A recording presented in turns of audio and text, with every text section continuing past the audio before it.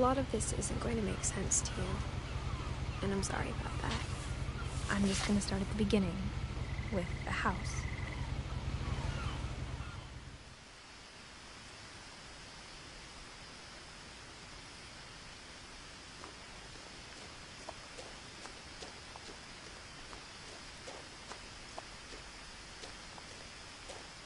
I lived here until I was 11, but I wasn't allowed inside half the rooms.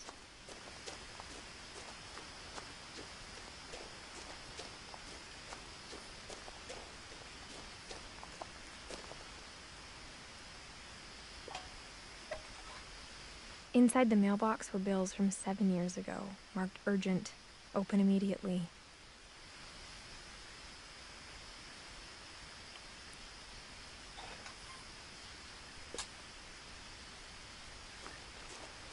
I hadn't been back since my brother Lewis's funeral.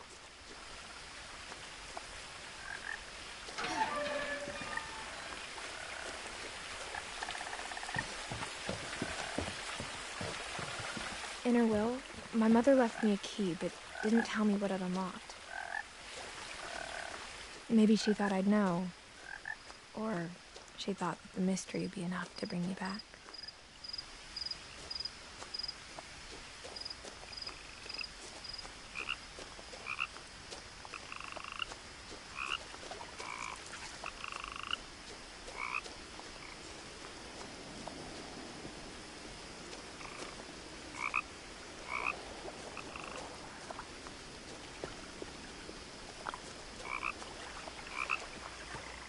The truth is, even after I inherited the house, I never thought I'd come back to it. But now I had questions about my family that only the house knew the answers to. The woods around the house have always been uncomfortably silent, as if they're about to say something but never do.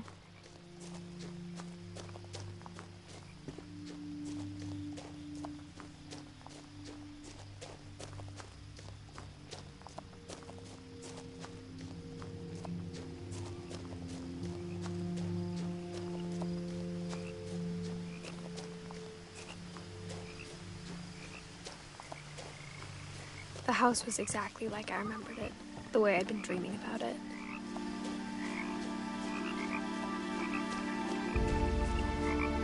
As a child, the house made me uncomfortable in a way I couldn't put into words.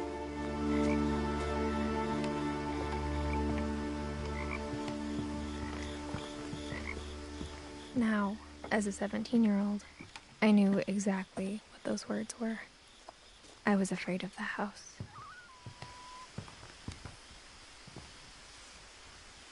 I hoped the key might unlock the front door. It didn't.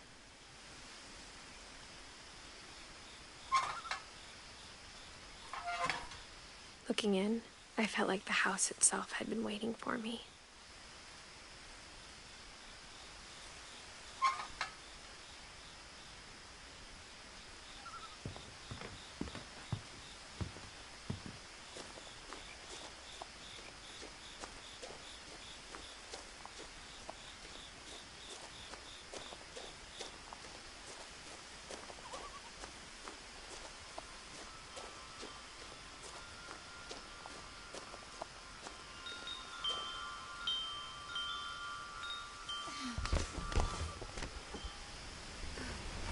Crawling through the doggy door used to be a lot easier when I was 11.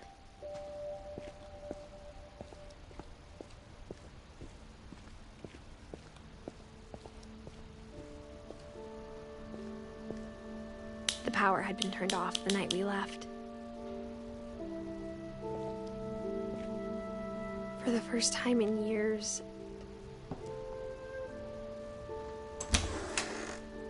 I felt like I was home.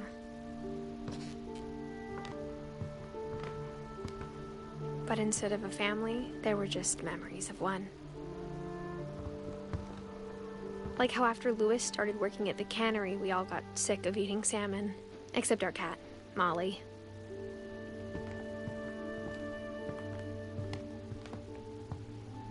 Nothing in the house looked abnormal. There was just too much of it, like a smile with too many teeth. A lot of things got left behind in the whirlwind of that last night.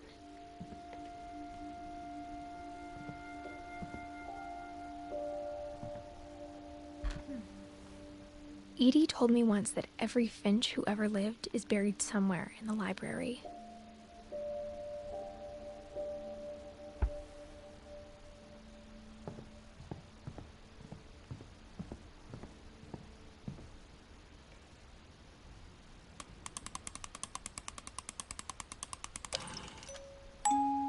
Great-Grandpa Sven built a music box for Barbara, along with the rest of the house.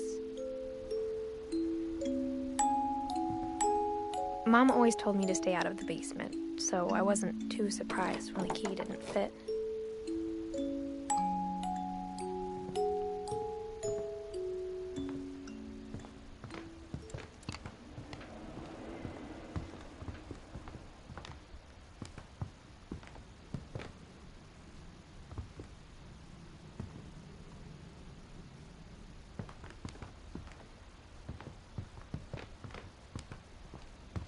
The table was still a wreck from the night we left.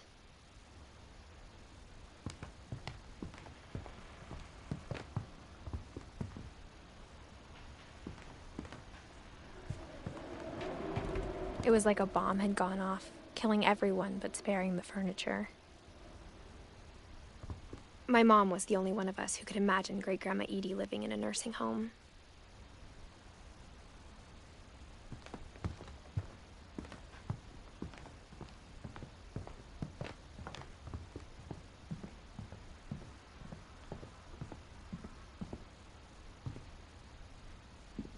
After Milton disappeared, Mom sealed up all the bedrooms. Then Edie retaliated and drilled peepholes.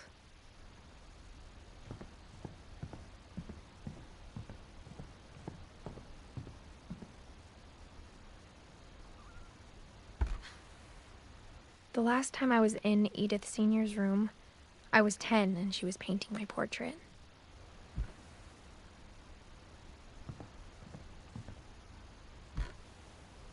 As a kid, I just assumed every house had peepholes and sealed rooms you weren't allowed inside of.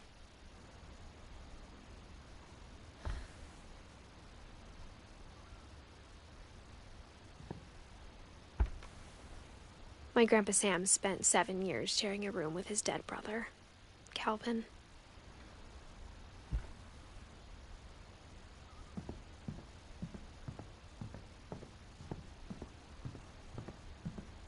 Whenever people ask me about my family, the first thing they always want to know about is Barbara.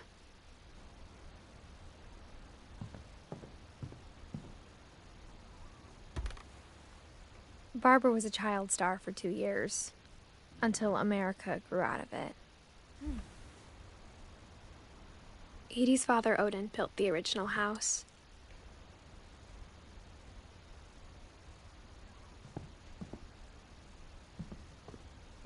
Mom must have locked the third-floor stairs on the night we left.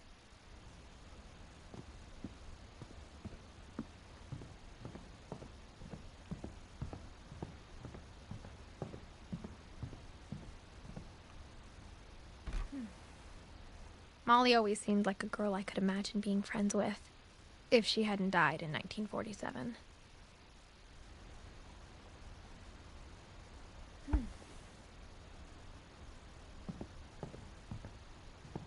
I spent a lot of time playing in Great Uncle Walter's room. I think my mom sometimes regretted not sealing it up. Lewis told me there were secret passages, but I never believed him.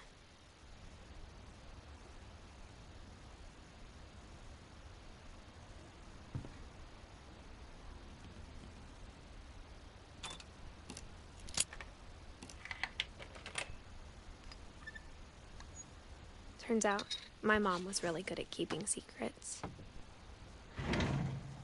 Now it was time to find out what my mom had been afraid of. From the paintings on the wall, it was clear my brother Milton had been here before me.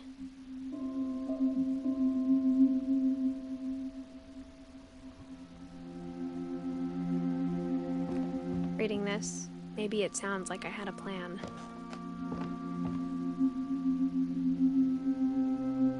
had no idea what was behind that door.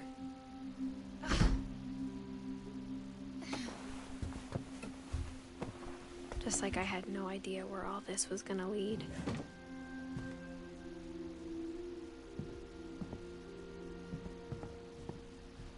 I grew up looking at Molly's room through the peephole.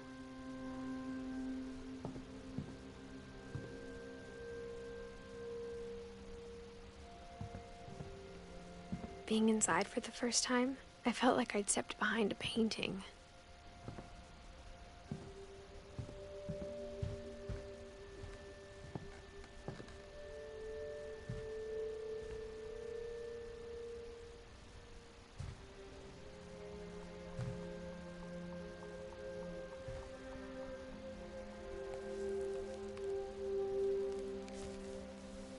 December 13th, 1947. Dear Diary, I'll be gone soon, but I wanted to tell somebody about what's gonna happen. It started when Mom sent me to bed without dinner. I woke up and I was starving, so I looked around for something to eat.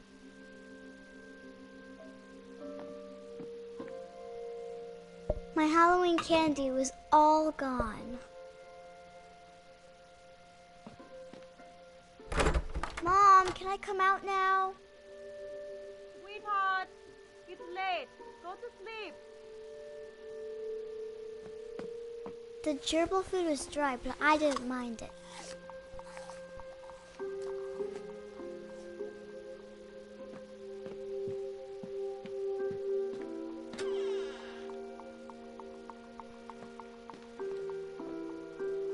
I kept eating and eating.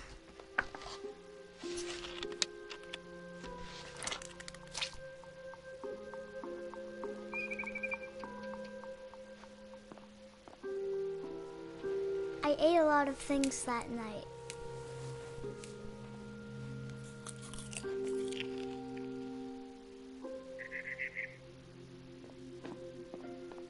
Then I heard chirping outside my window.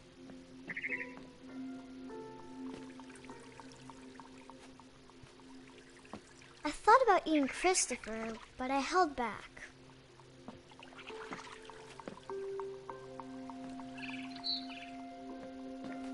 It was a barn swallow going back to her nest. I reached out for her.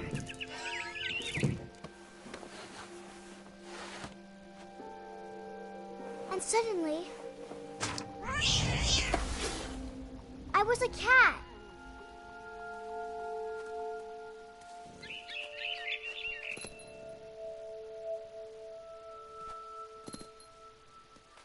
I tried to be quiet, but the bird was really scared.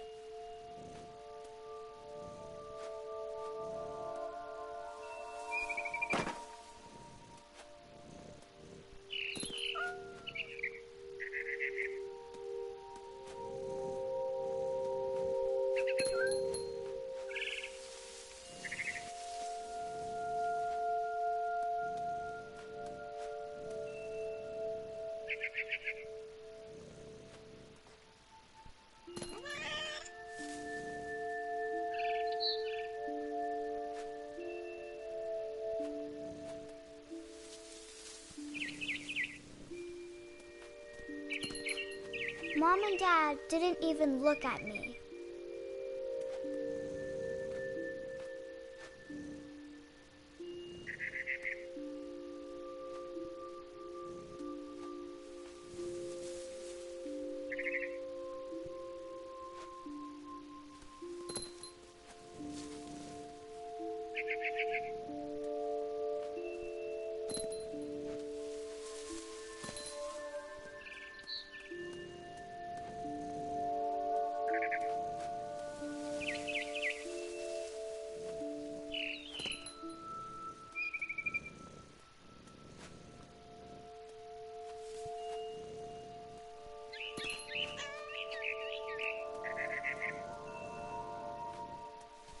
I jumped and I almost got her.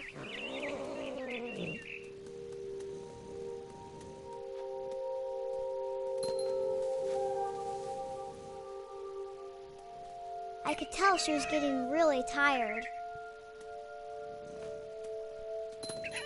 Now I was up in the big tree. I promised Dad I wouldn't climb it anymore. All I cared about was eating that mama bird.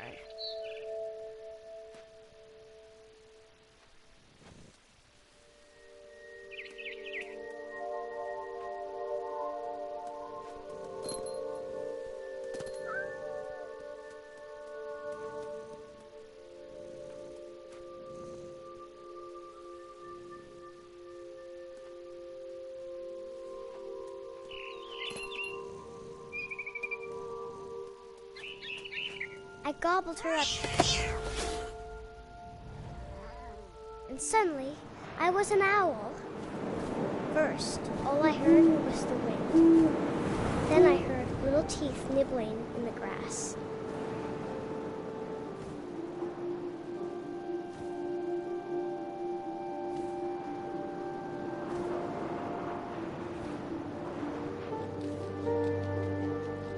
Rabbits.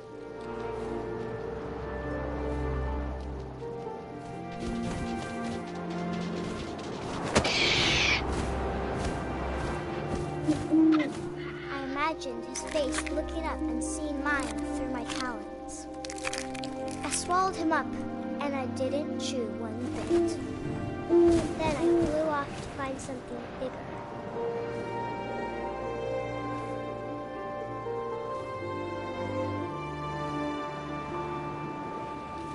A mama rabbit.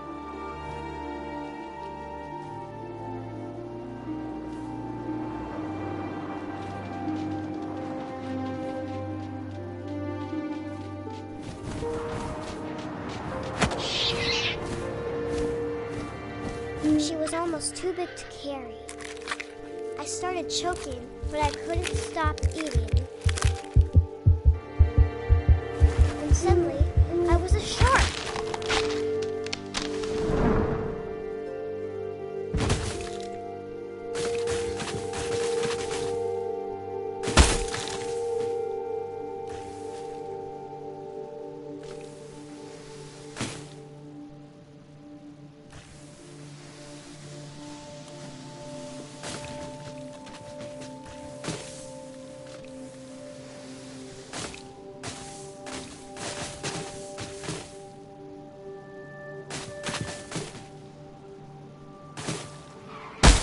I rolled off a cliff and into the ocean.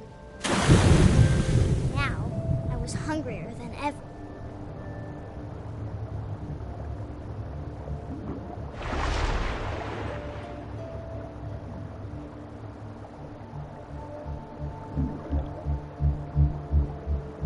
I wanted fat, juicy seals.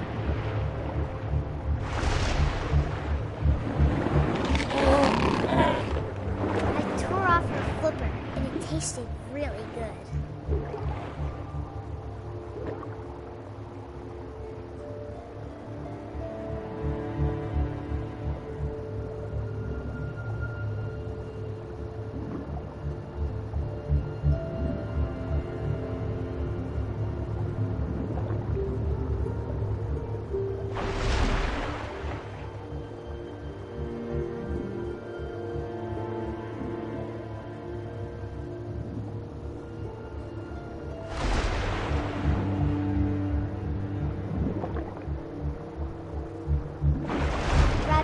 Tight. When I was so hungry, I jumped out of the water.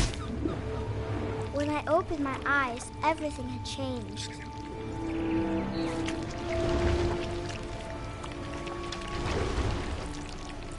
Now I was a monster, and I smelled people everywhere.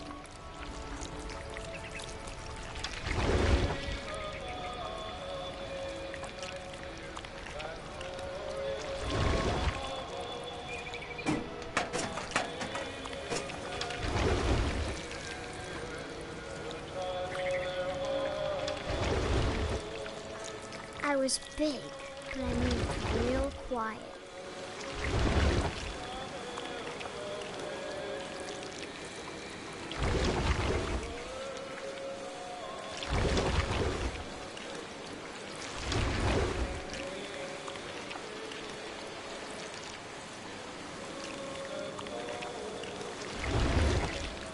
I wanted to stop, but also I didn't.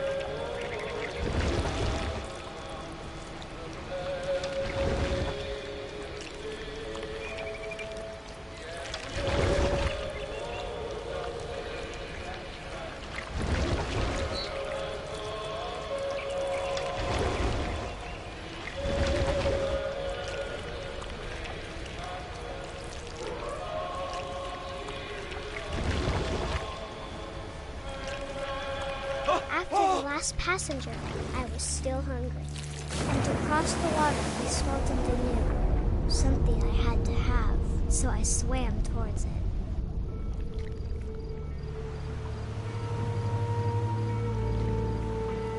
I slithered onto the sand, and the good smell went into an old pipe.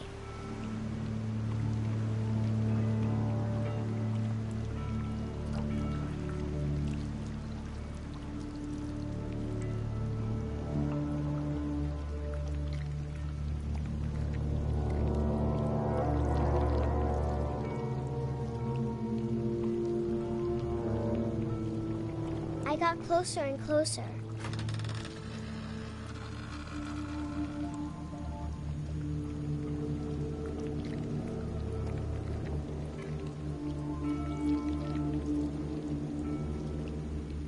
All of my stomach started growling.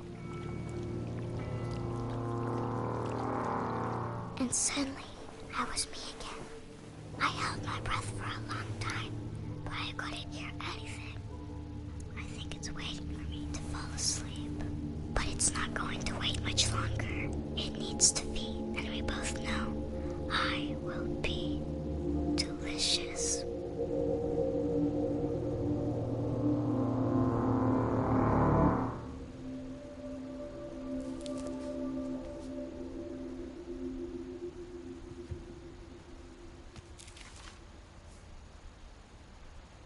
I'm not sure if I believed all of that, but I'm sure Edie would have.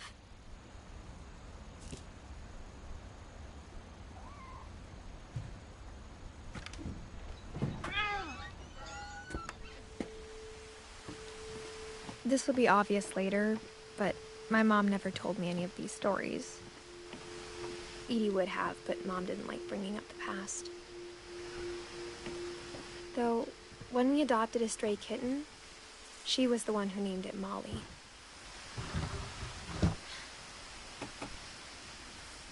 I spent a lot of time in Great-Grandma Edie's room.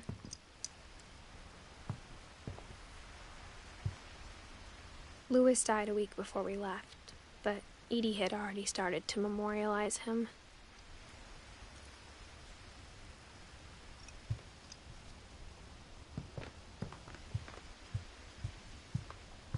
Even in her 90s. Sometimes Edie seemed a lot younger than my mother. When Edie told people Sven was killed by a dragon, she could also have said he was building a dragon-shaped slide that collapsed. She could have, but she didn't.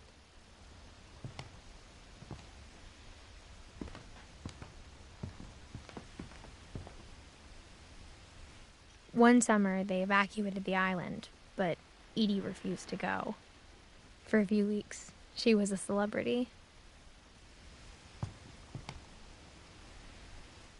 I hadn't thought of myself as Edith Jr. for a long, long time. Edie gave a big interview about a mole man living under the Finch house. My mom was furious. Her room was like a museum.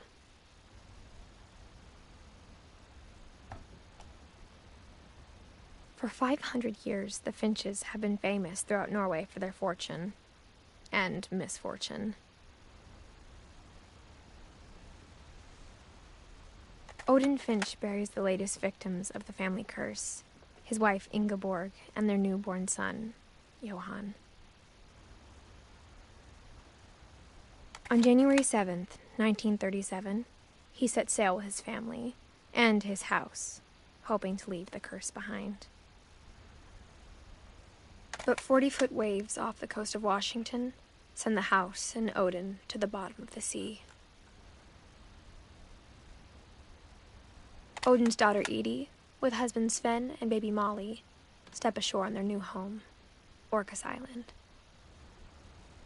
Odin Finch is the first to be buried in the new family cemetery.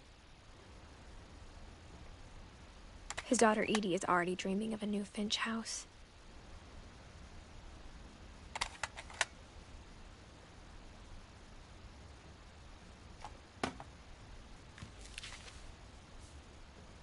Whatever's wrong with this family, it goes back a long ways.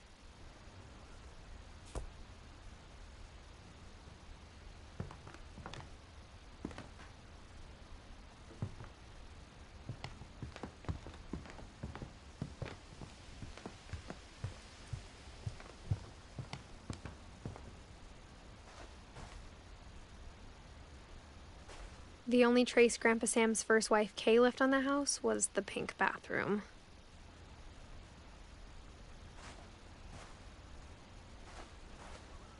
It was a pretty big trace.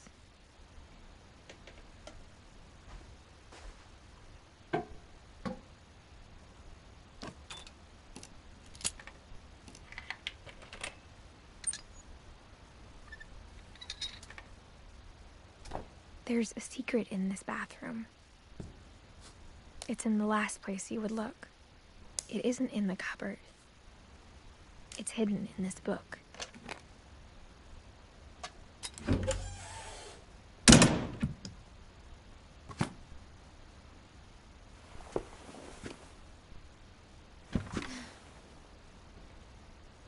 Sven gave Sam an old camera he'd refurbished.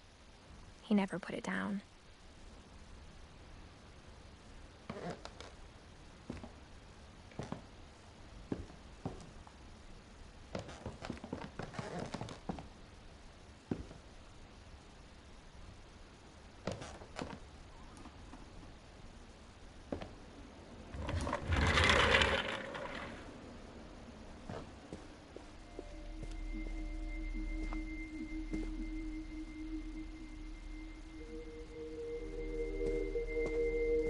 I knew Grandpa Sam had a twin.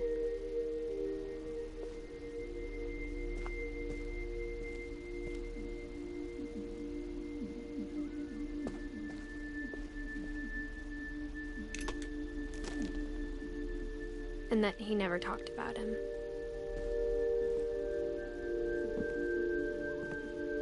I guess my grandpa didn't like history any more than my mom did.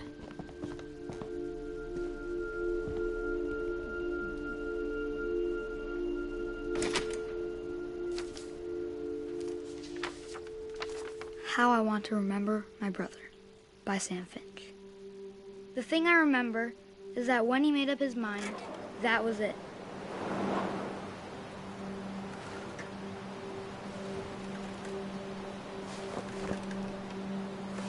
My brother said he'd die before he ate another mushroom, and he did. At Barbara's funeral, we swore we'd never be afraid again, and he wasn't. I think Calvin always wanted to fly. Sam, coming! Dinner's ready! Coming! But that day, he finally made up his mind to do it. I told him going around was impossible. Maybe if I hadn't said that,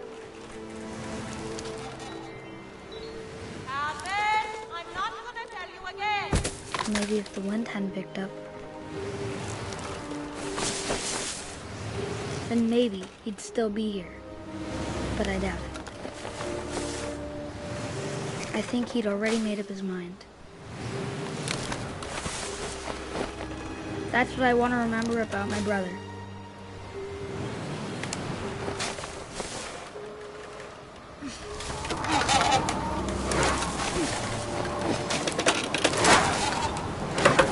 The day he made up his mind to fly, and he did.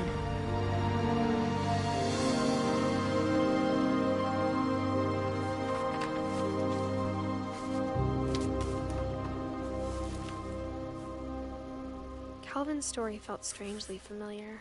When I was younger, I remember trying to do the exact same thing.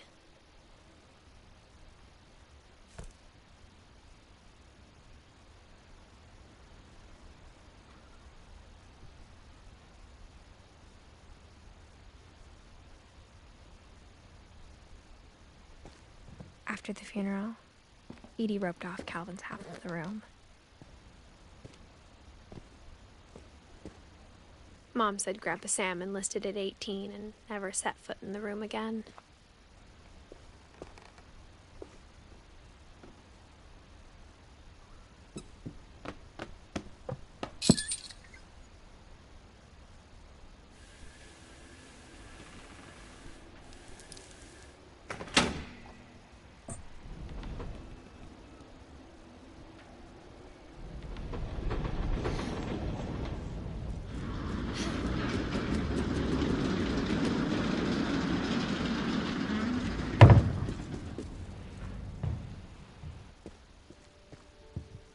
The passages were a pretty tight fit. They'd obviously been built for smaller hands and bellies.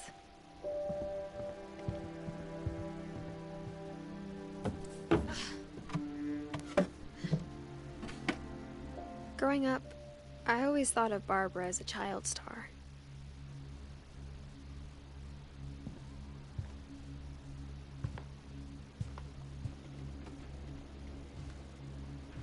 I never thought about how hard it must have been for her afterwards.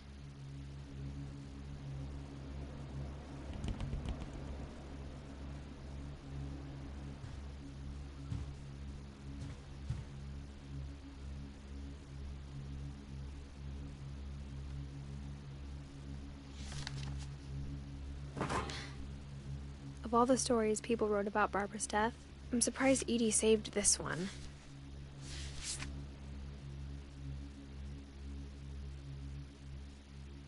Old Jack here with another ghastly tale inspired by America's most unfortunate family. I'm calling it The Surprise Ending of Barbara Finch. As a child star, Barbara was famous for her scream.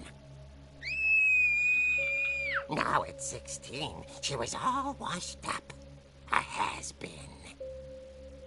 But in a lucky break, she'd been asked to perform her signature scream at a local convention for monster movie fans. It was just the boost her career needed. Unfortunately, her scream hadn't aged well. Getting better. I think you just need the right motivation. Her biggest fan and current boyfriend, Rick, was about to demonstrate when... Now that was a great scream. It was Barbara's father, Sven. He'd slipped into a table saw and had to be rushed to the emergency room. So Barbara got stuck babysitting her youngest brother, Walter. Her convention comeback was cancelled. Okay, I'm hearing frustration, but I'm not hearing terror. What if I tried... A gang of hoodlums in Halloween masks have been terrorizing Orcas Island tonight. Police are urging residents to... That came from the basement. You're right! Also, I loved your delivery on that. Why is your basement door locked? Because my dad likes making puzzles and secret passages. There's a key hidden in the music box.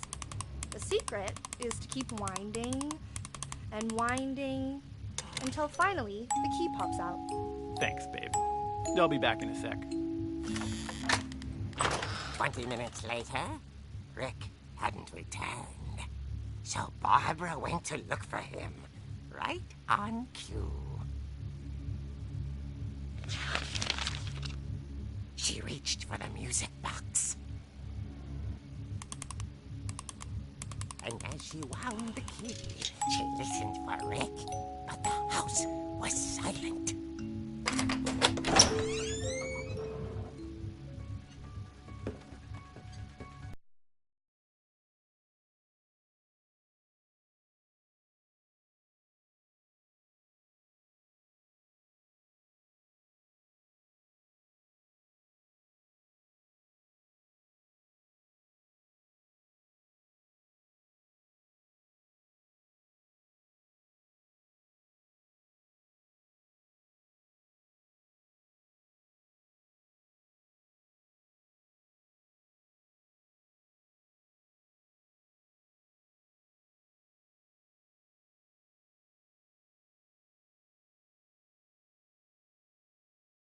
Oh dear!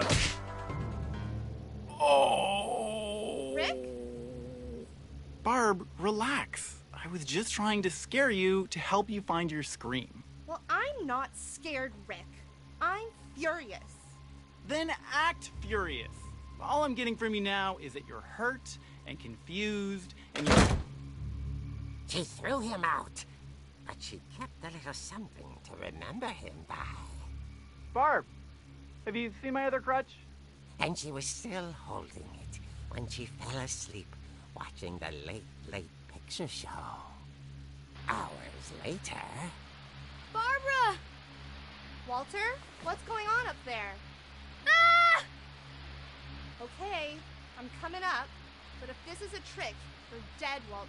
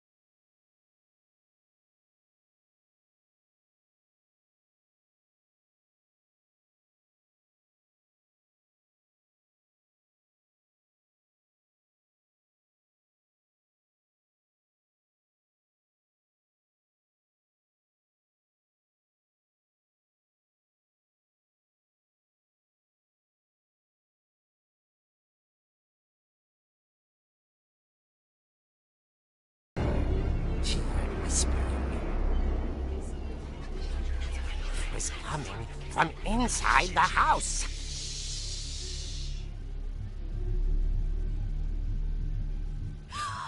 Oh dear.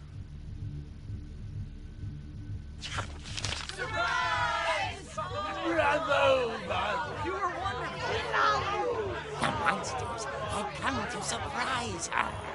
For Barbara, it was a dream come true. Then she saw what kind of monsters they were, and she realized what was about to happen. She was going to be famous. And with her final breath, Barbara Finch gave the performance of her life.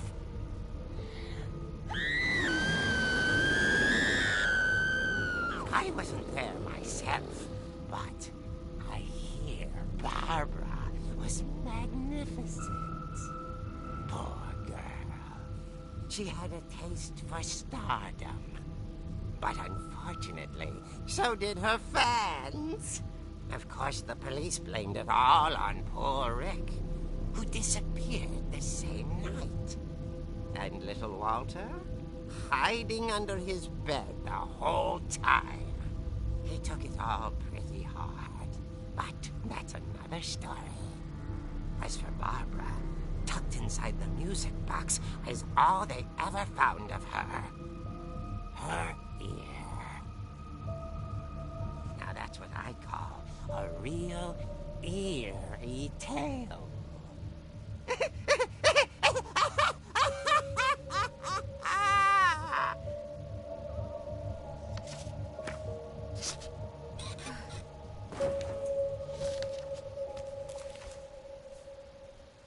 Edie told me all Barbara wanted was to be remembered, as absurd as that comic was.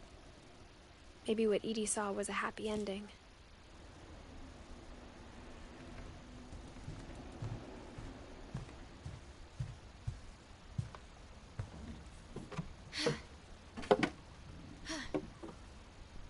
I guess now I know why Mom didn't like me playing with the music box.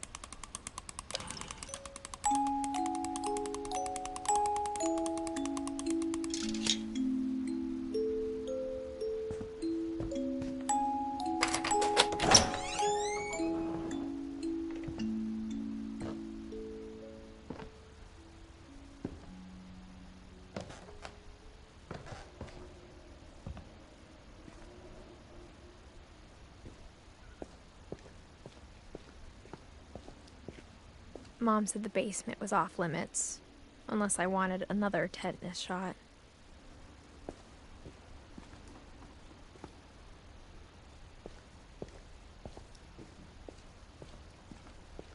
I saw Edie sneak down to the basement once, carrying packages.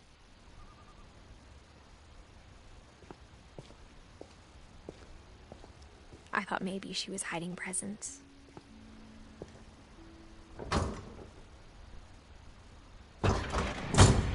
It turned out she was hiding a lot more than that.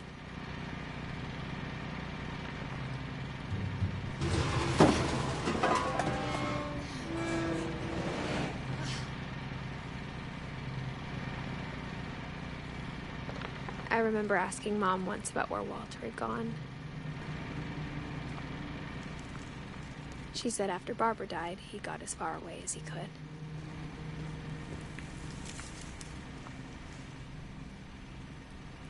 If there's a pattern in all these stories,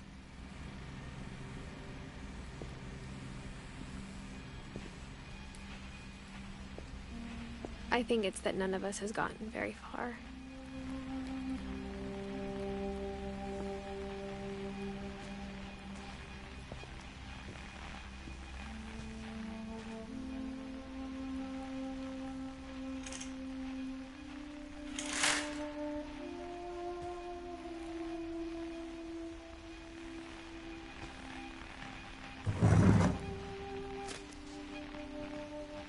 Goodbye, everyone.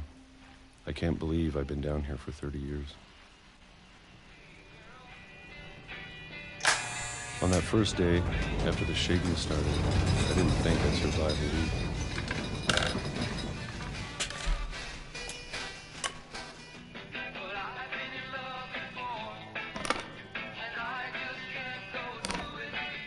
But after a few days, I settled into a routine. That's what kept me sane. Having a schedule, living for today. I always expected to be dead tomorrow. But if you wait long enough, you get used to anything.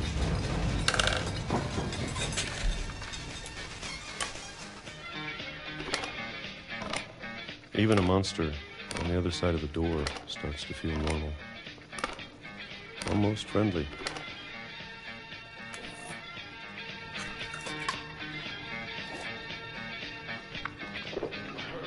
And then one day, everything just stopped. Whatever that thing was, it was gone. Maybe it got tired of waiting. Or maybe I just got tired of being afraid.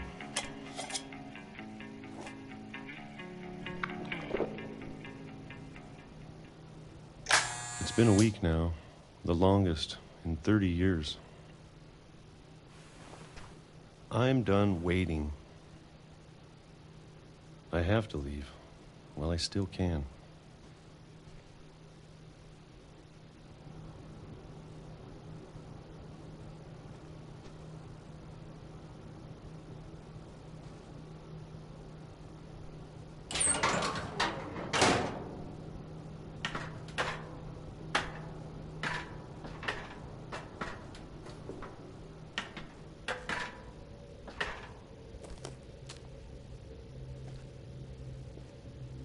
I know it's out there, somewhere. Whatever killed Barbara and Molly and Calvin.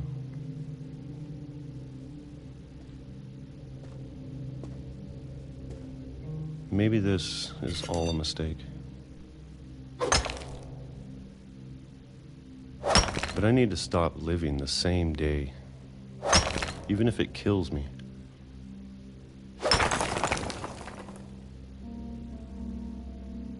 Whatever's out there, I want you to know I'm ready for it. I'm going to appreciate all of it, especially the food. I don't mind if I only have a year left, or a month, or a single week. I'd be happy with one new day. I can already imagine the sun on my face.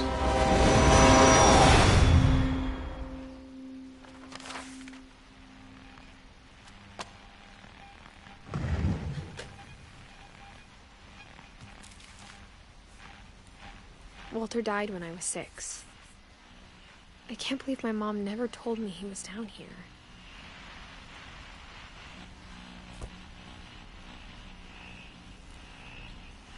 I'm sure my mom was trying to protect me.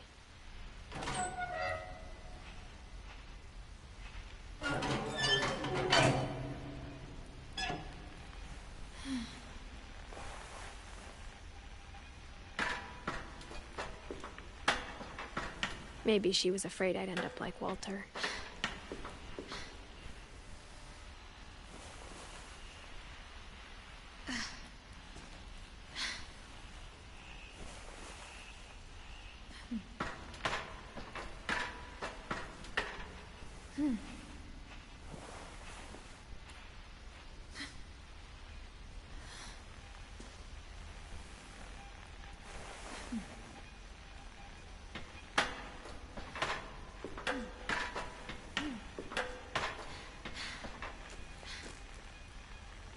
But if she never told me about an uncle under the house, I can only imagine what else she was hiding. I don't want to make the same mistakes she made. Trying to bury something that's still alive.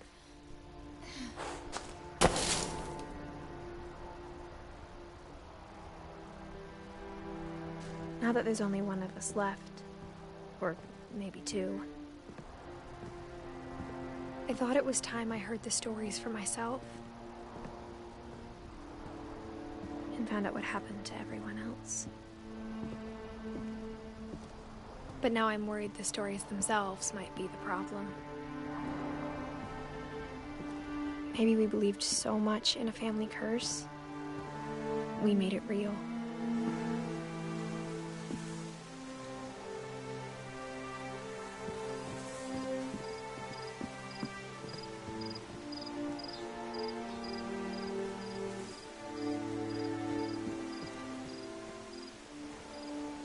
I don't know if I should even be writing this.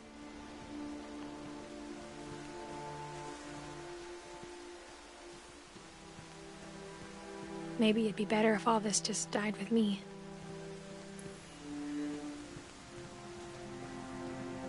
But I thought you should know about your family.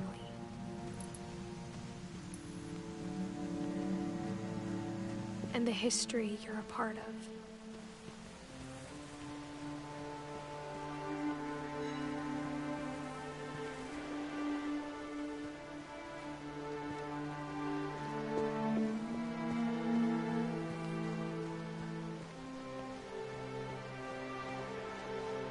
Though to be honest, I feel as lost as you probably do right now. I think the people in these stories believed them, for what that's worth.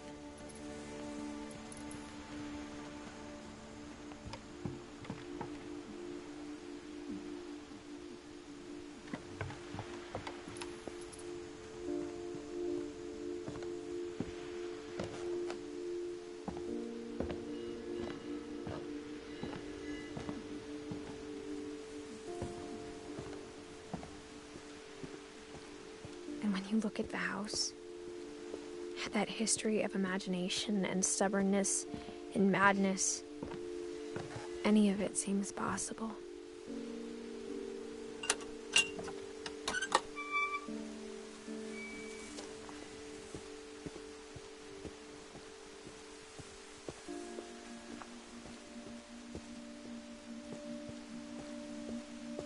I think we've been surrounded by death for so long, we've just gotten used to it. What kind of family finishes building a cemetery before starting the house?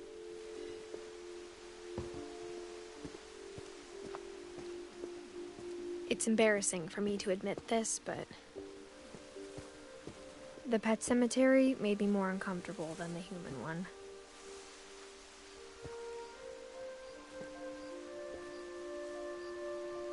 Three of the gerbils were mine, and 2 had been my fault.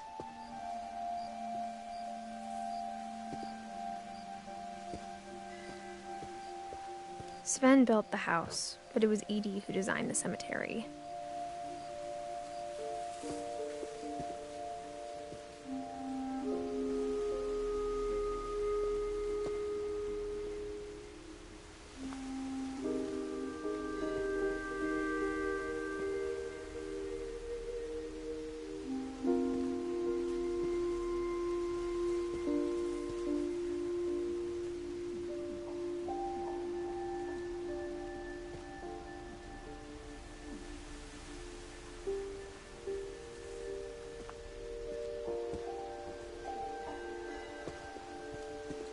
I'm sure Odin's monument had been Edie's idea.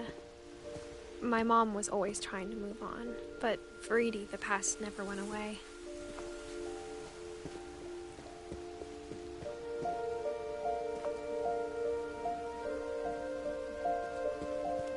She could see it poking out of the water at low tide.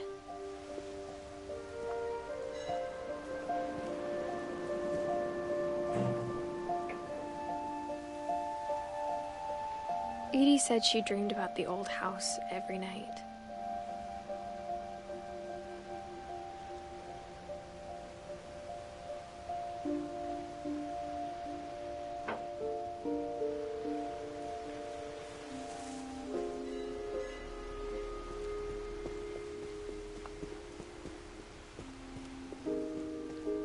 Edie's side was always easier for me to understand.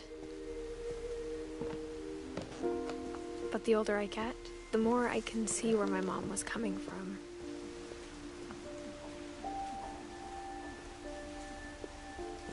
Her dad had been pretty strict, but it wasn't enough to save her brothers. She was just trying to do better.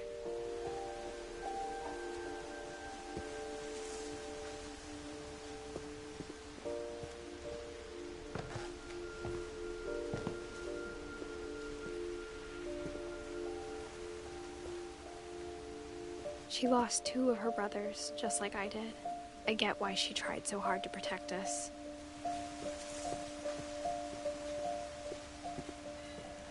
There's so many things I wish I could ask my mom now. Part of me thinks this is what she wanted all along. For me to come back someday and find everything out for myself.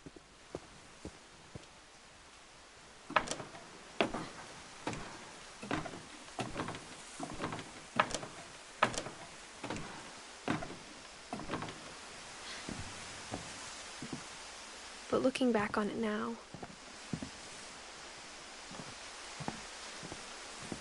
if she told me there was going to be so much climbing, I never would have come when I was 22 weeks pregnant.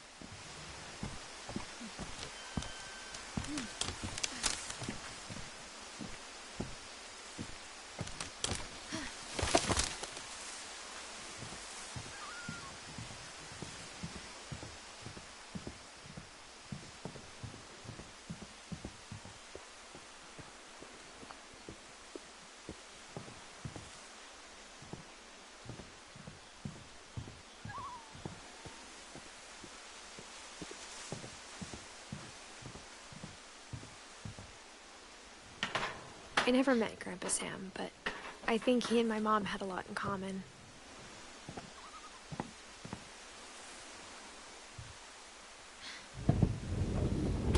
They were both pretty intense.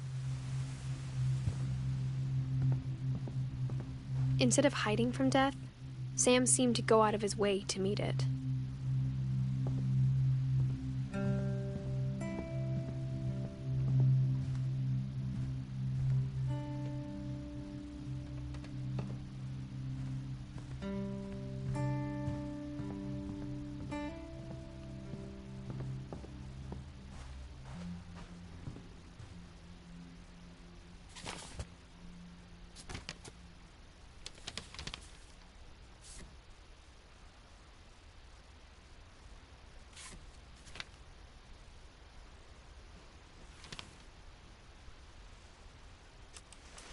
Dawn, I promise, you'll never forget this weekend. Yes, sir. These memories are gonna last a lifetime. Hmm? Am I gonna have to shoot anything? It's a hunting trip, Dawn. Shooting is strongly encouraged. Not quite. What? Perfect. It's gonna rain the whole weekend, isn't it? I will never forget this weekend, Dad. That's the spirit. Okay, got it. I'm gonna take some pictures, okay? Just be careful. That camera's older than you are.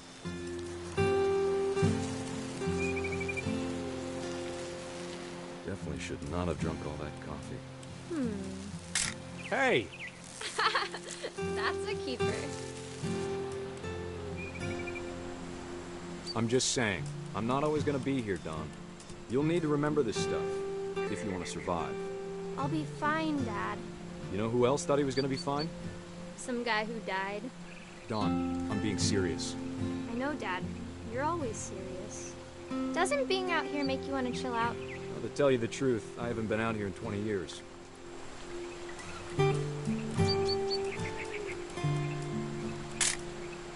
Dawn, don't you think you could find something more interesting to photograph? Last time I was with my brother Calvin. Man, that was a great trip. Your grandpa Sven taught us how to fish, how to build a fire. We found an old logging trail. There were deer everywhere. I bet if I could remember where that trail was, we'd spot a buck for you in no time. Dad! Good eyes, Dawn.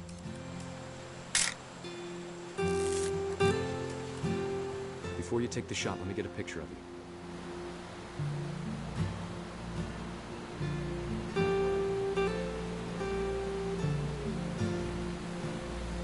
Dad, I... Just breathe. Turn off your imagination. Focus on your target.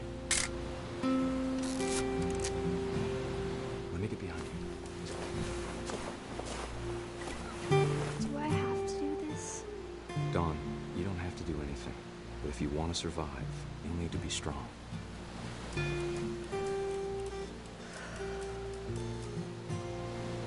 Now keep yourself squared up, elbows down, like we practiced. Whenever you're ready. Great shot, Dawn!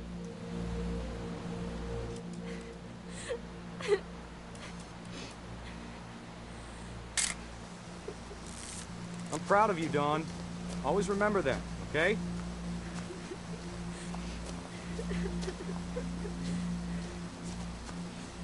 Dad, it's twitching. I think That's it's totally normal, Dawn. Just focus on the camera. Try not to think about— Dad!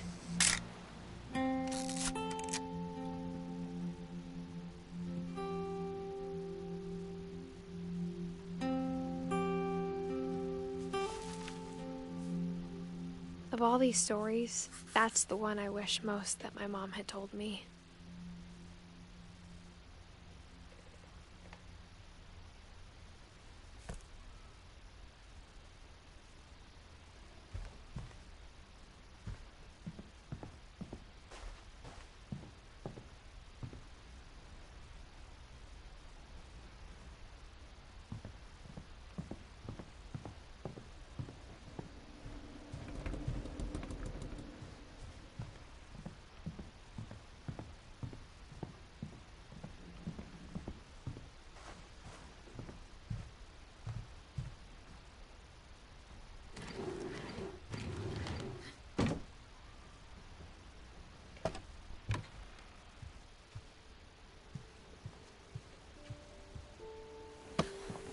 After Sam died, my mom and Edie got really close. They'd both lost a lot.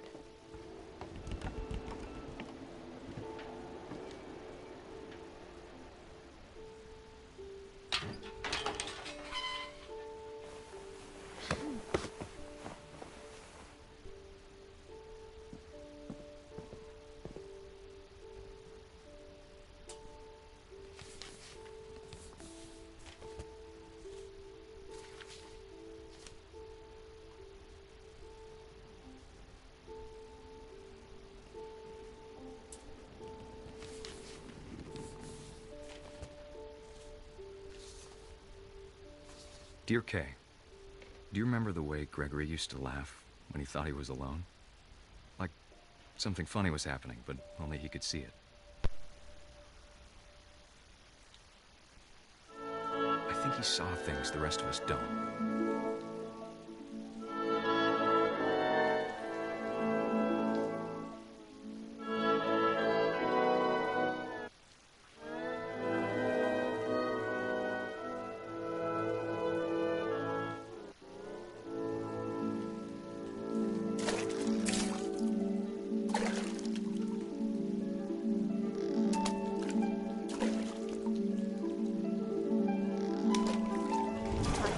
Gregory, it's time to... Hold on, sweetie. Hello? Sam, I told you I don't want to talk right now.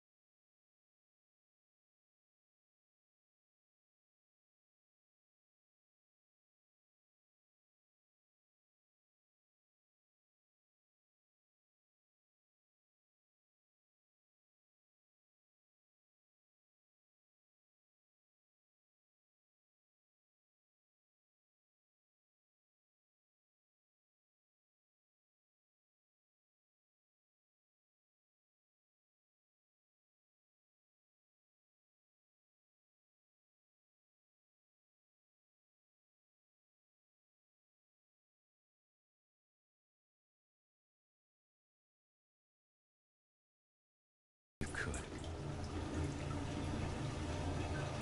Maybe if I hadn't called that night.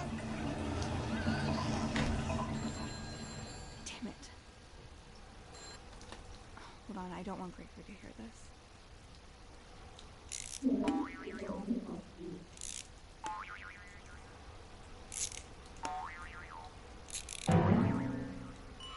I wish he could have told us about the world he saw.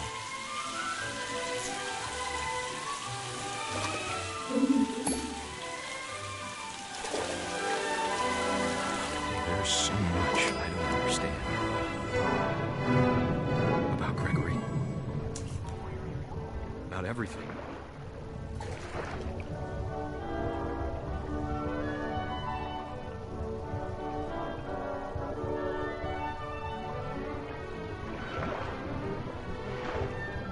But I know what happened wasn't your fault.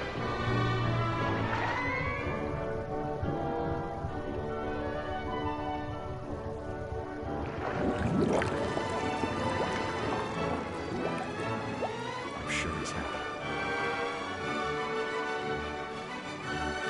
And he'd want you to be happy too.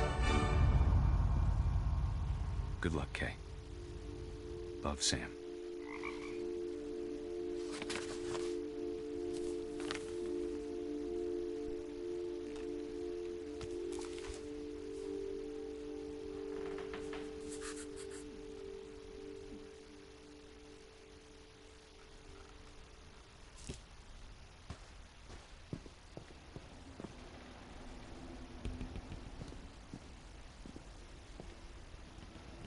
I can't imagine my mom ever writing poetry, and yet...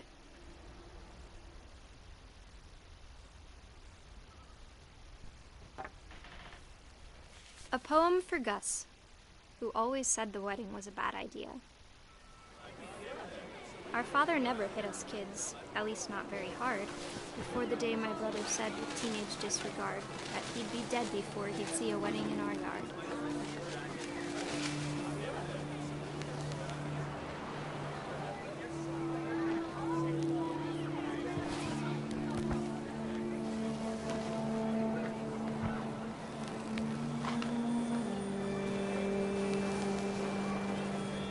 Father made him come, of course, but Gus stood far apart, just flew his kite and bottled up the storm inside his heart.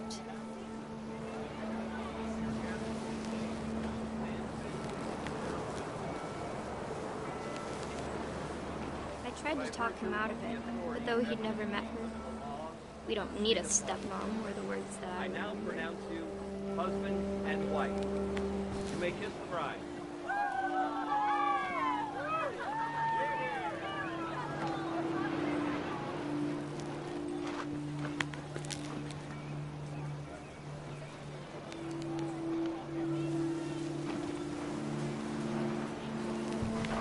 When the time for photos came, Dad ordered him to come here. But Gus declined, and as a sign held up his middle finger.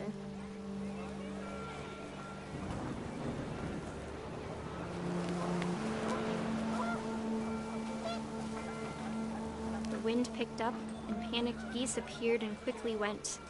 But all the humans did that day was go inside the tent.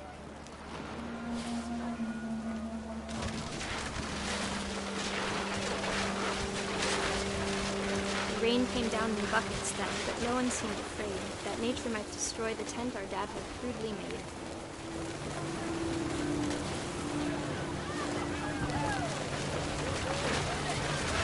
The thunder sounded much too close and full of angry power, but all my father said to this was, "Make the music louder."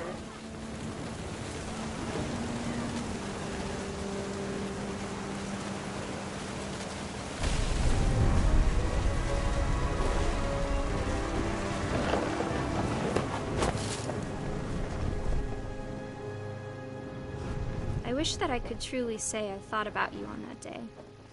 Out there on the beach alone, just you, the wind, the sea, and foam. But I didn't, until we found you.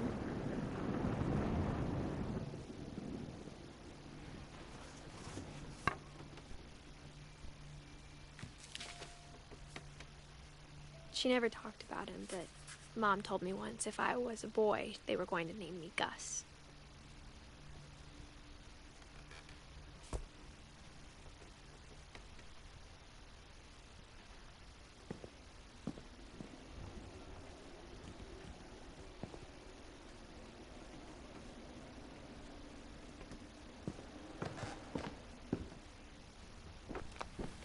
My mom moved up to the loft after her brothers died.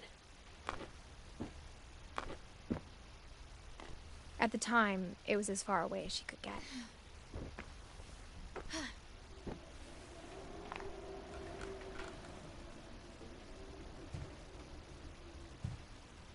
Religion was another thing my mom never talked about, but I think it helped her a lot after her dad died.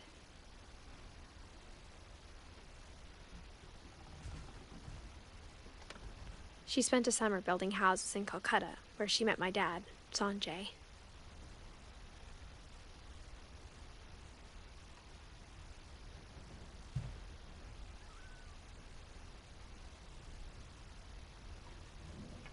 My mom moved to India a week after graduation and got a job teaching English.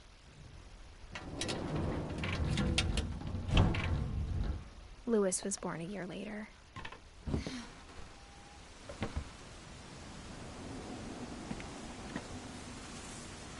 When my dad died, I don't think Mom knew where else to go. I'm sure Edie was happy to have her back.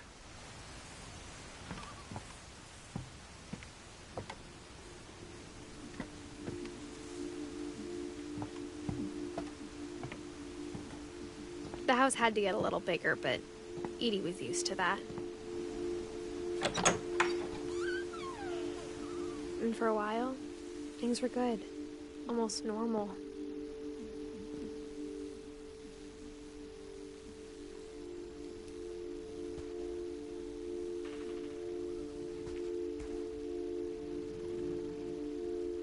But it didn't last.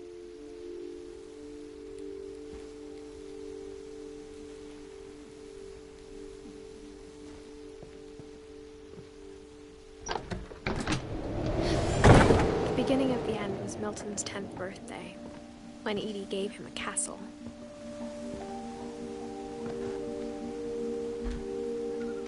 After Milton disappeared, the only thing he left behind was a room full of paintings.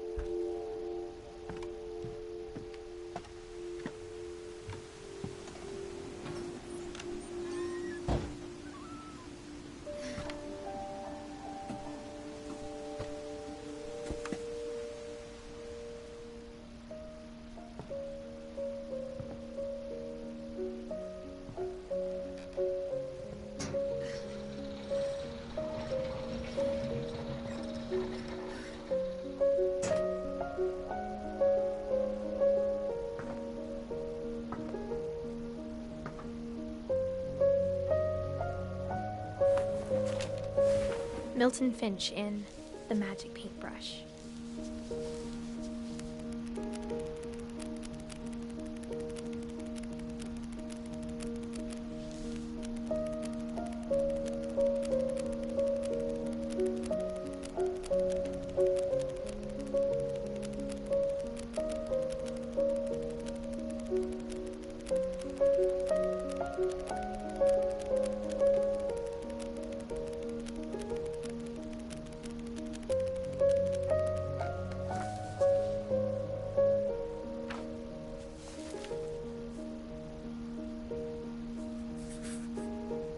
I was 4 when Milton disappeared.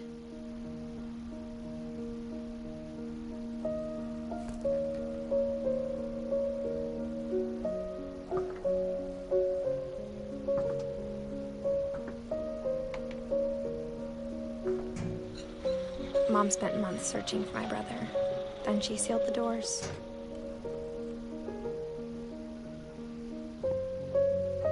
Whatever Milton had found in the house, Mom didn't want it getting out.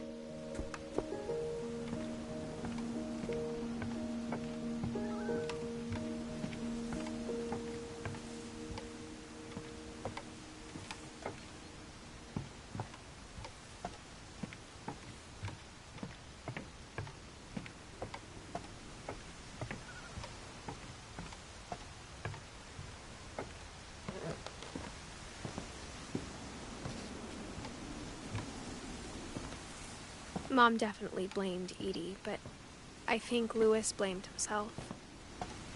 After he graduated, he just spent more and more time in his room, until Mom got him a job at the cannery. Everyone always told me to stay out of Louis's room, except Louis.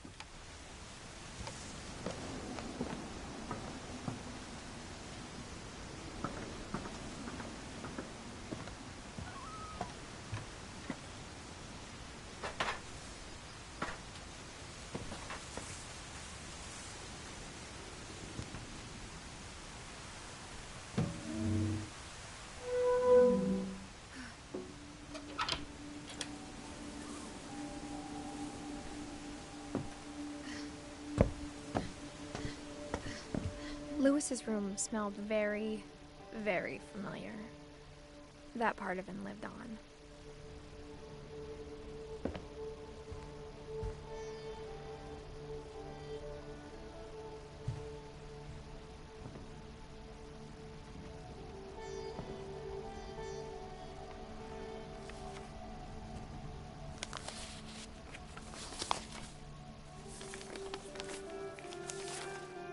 Dear Mrs. Finch, as Louis's psychiatrist, I can understand your desire for an explanation. As I see it, the trouble began in January, shortly after we convinced your son to seek treatment for substance abuse. Newly sober, I believe Louis first noticed the monotony of his daily life.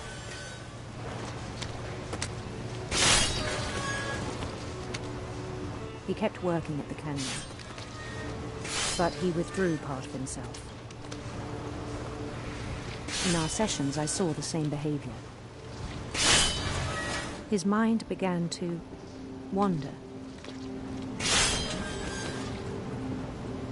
I asked him to describe it. He said he started small, imagining a labyrinth. He'd feel his way about. Then something moved. Bats. And toads.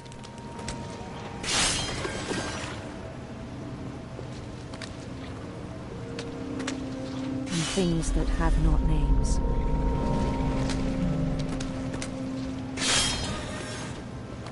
He knew it was all in his head.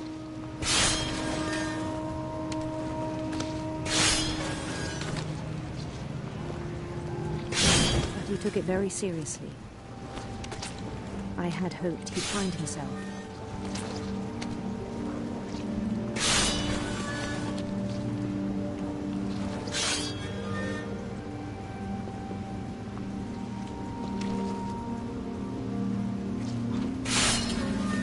But he found something more.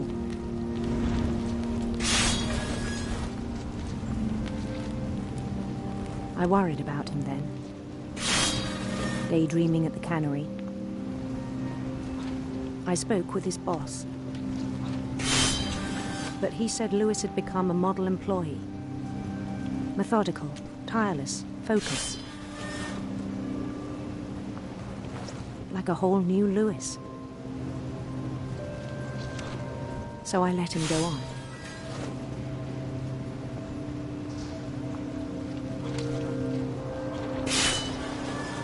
I even encouraged him. It seemed very promising at first. He told me he'd made a new friend.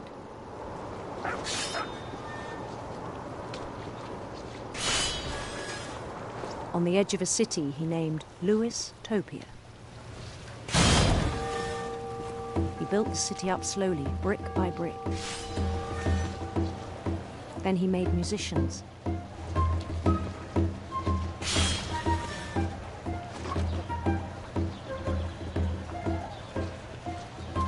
And songs for them to play. He talked about starting a band. And he was always humming something. Every day his imagination grew stronger.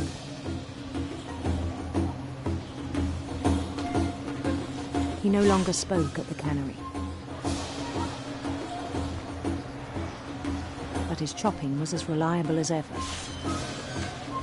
Then one day it struck him that all the cheering crowds, even the stones under his feet, were all in his imagination, so he could do whatever he wished.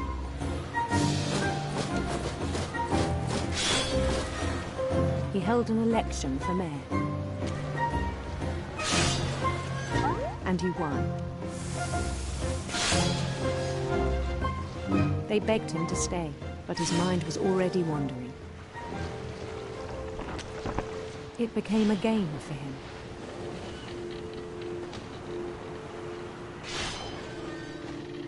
He'd conquer a city, then immediately push on. New Louisville.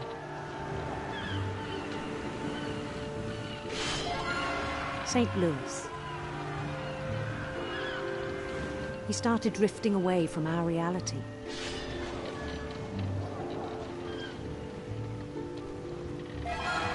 Minneapolis, until one day he forgot to go home from the cannery. Even as his mother pleaded with him, part of Louis kept sailing on.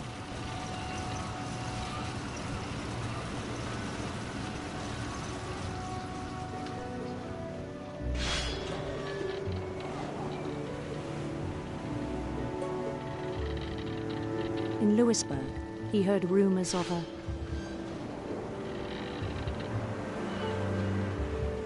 beautiful prince.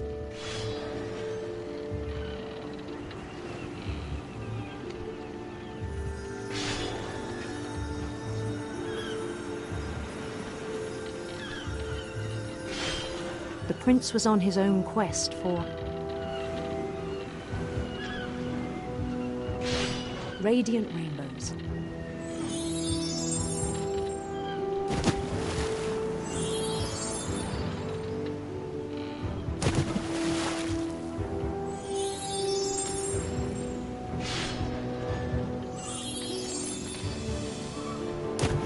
He followed the sound of his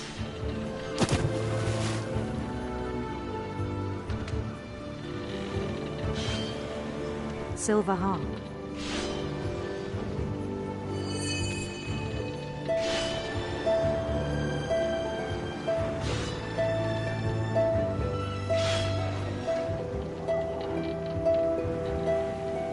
His chase led him to a golden palace east of the sun and west of the moon.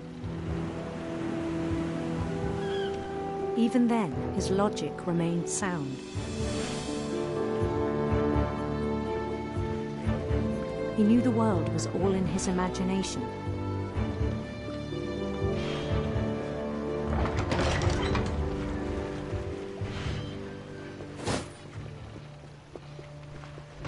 But he was so proud of having created it. In his own eyes, he'd become something greater than a king.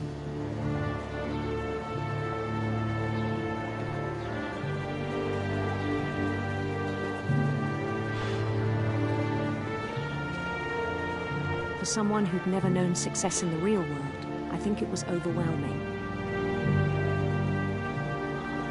And then it struck him that the real Louis was not the one chopping salmon, but the one climbing the steps of a golden palace.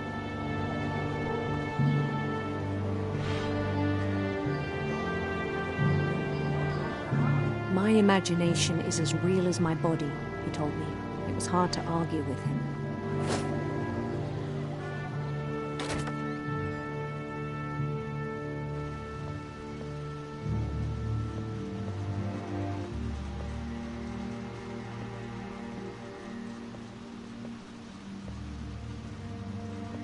Began to forget the world we know.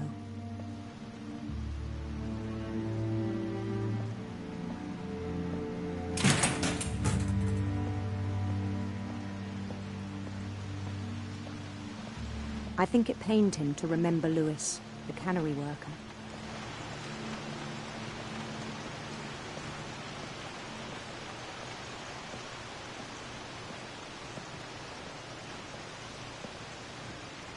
He began to despise the man with a royal contempt.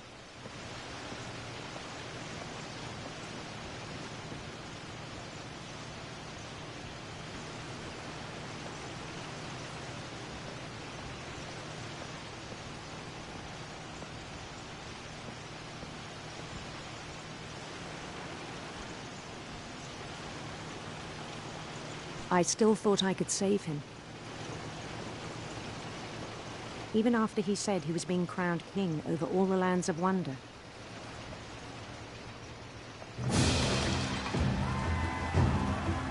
The palace would be packed with his companions.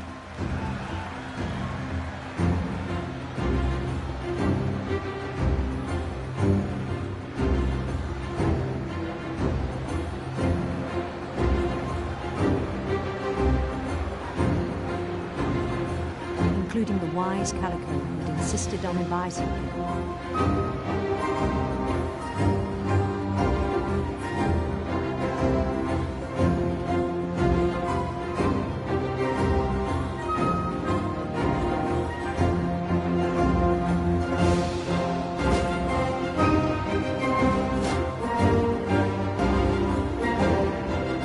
His prince waited, holding his crown.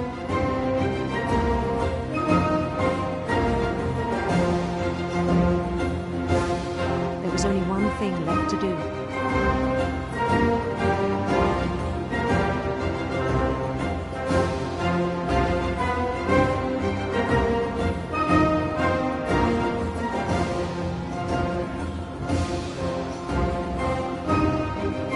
Bend down his head.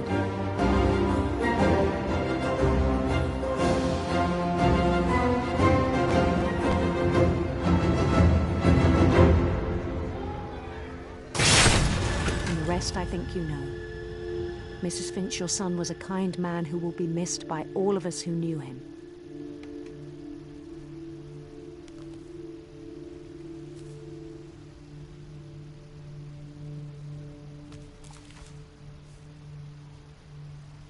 My brother was really cool.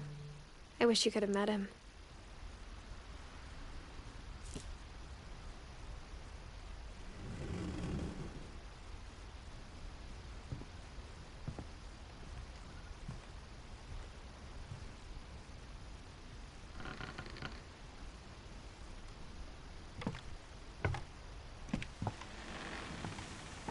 On the way back from Lewis's funeral, my mom told me to start packing. She waited until the day before we left to tell Edie. I'm not sure if she wanted to make it easier or harder.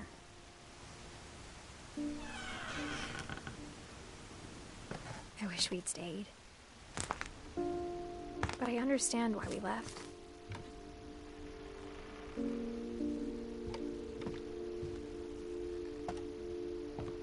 My mom ended up leaving everything behind.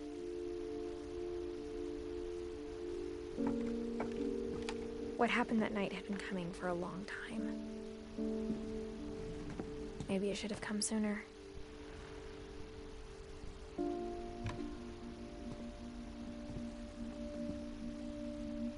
But it had to end one way or another.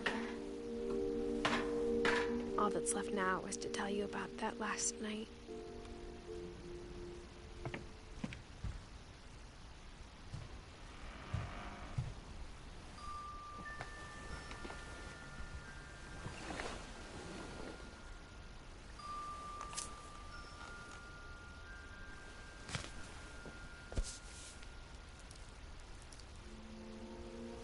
That whole last day, Edie just watched us pack and didn't say a word. Until supper, when she raised her glass and said, "To our final night together, and all our final nights apart." Grandma, you know what I said about alcohol. Some of your medications are very Edith, specific. I left a present for you in the hallway. Why don't you go open it? The grown-ups have to argue now. I'm sorry, you're right. We're all leaving tomorrow. Let's just enjoy our last... I'm not leaving. Edith, you're excused.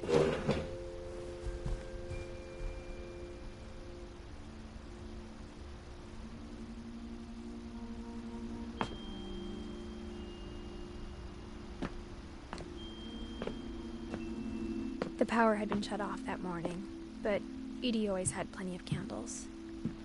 When my mom sealed the library, I don't think she knew about the other entrance, or that Edie had a key to it.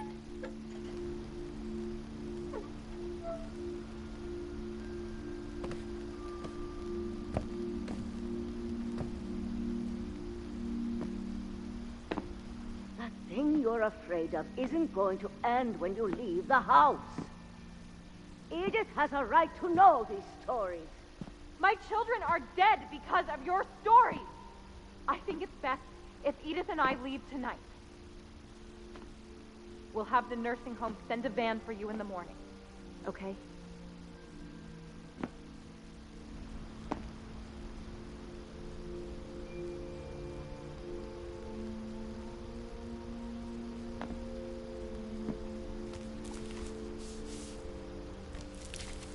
Dear Edith, there's so many stories I wish I could tell you, but there's only time for one. This is about what happened on the night you were born. That night, the tide went way, way out.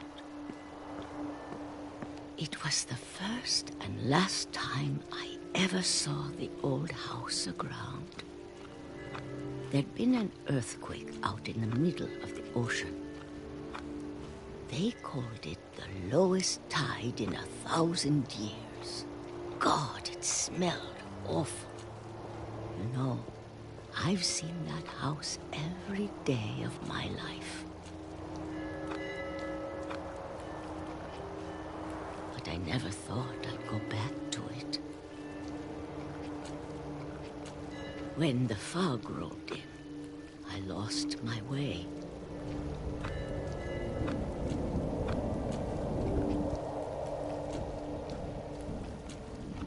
I got turned around.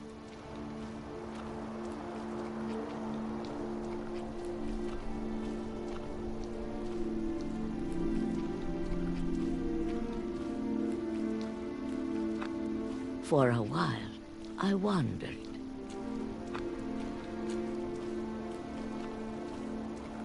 I started seeing things.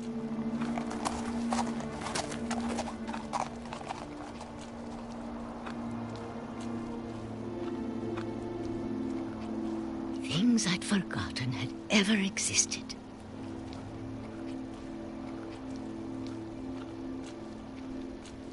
But when I saw them, they felt like old friends. That night, a lot of things came back to me. Or maybe I came back to them.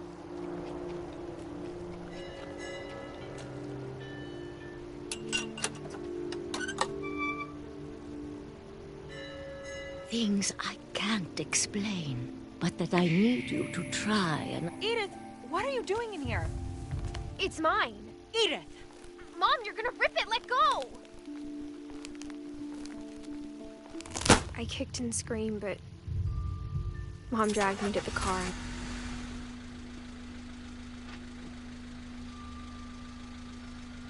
I never saw Great-Grandma Edie again. The next morning, the van came to pick her up, but she was already gone. After that, we moved around a lot.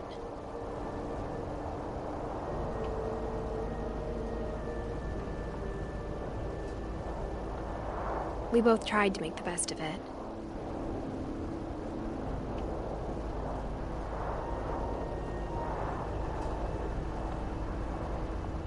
A few years went by.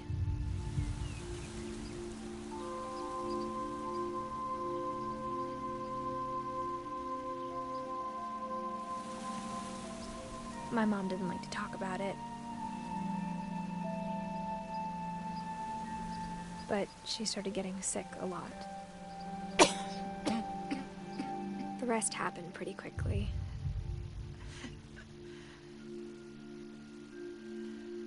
She got better for a while, and then she didn't.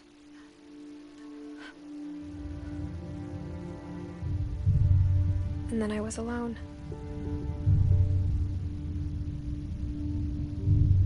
The last Finch left alive.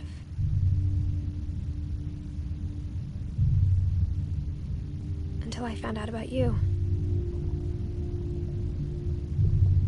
I'm still not sure what to tell you about all this. If we lived forever, maybe we'd have time to understand things. But as it is, I think the best we can do is try to open our eyes. And appreciate how strange and brief all of this is.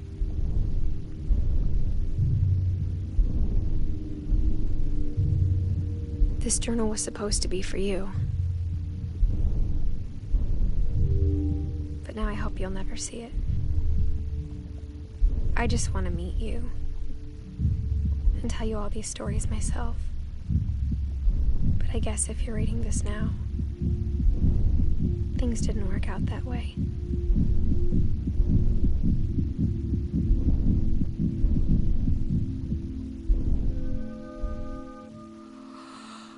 This is where your story begins. I'm sorry I won't be there to see it. It's a lot to ask, but I don't want you to be sad that I'm gone. I want you to be amazed that any of us ever had a chance to be here at all. Good luck.